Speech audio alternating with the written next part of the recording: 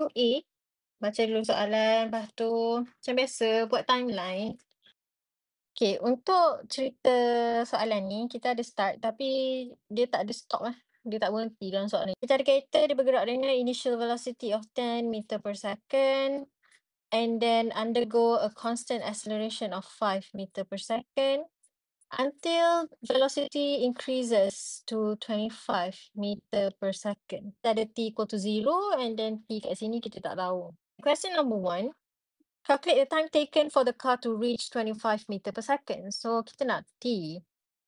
Kita ada U, A, and kita ada V.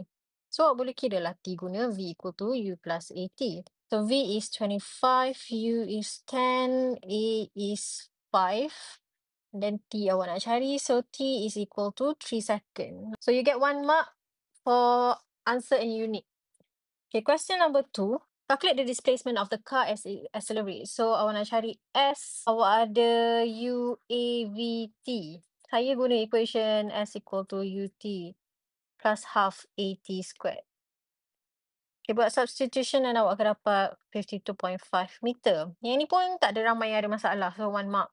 Cuma berhati-hatilah dekat square ni. Finally, for the third one, dia ni ada yang ramai salah.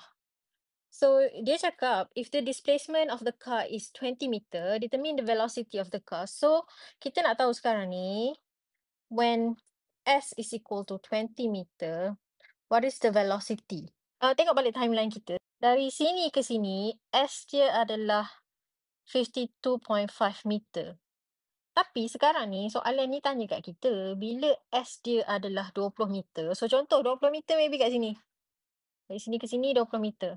So, bila S sama dengan 20 meter, berapa V kat sini? So, sekarang tengok maklumat apa yang kita boleh guna untuk bahagian sini saja. T yang kita kira tadi dah tak boleh guna sebab T yang 3 saat tu adalah kat ujung ni. Kita punya 20 meter tu tak sampai hujung lagi ya. So, sekarang tengok ni je. Okey, apa maklumat yang kita ada? Bila S equal to 20 meter. Okey, kita ada S, ada U, and then kita ada acceleration. So, gunalah equation yang mengaitkan 3 ni dan untuk cari V, which is V square equal to U square plus 2AS.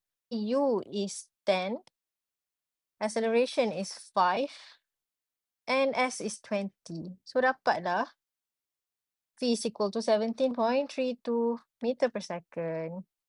Then this one, 1 mark as well.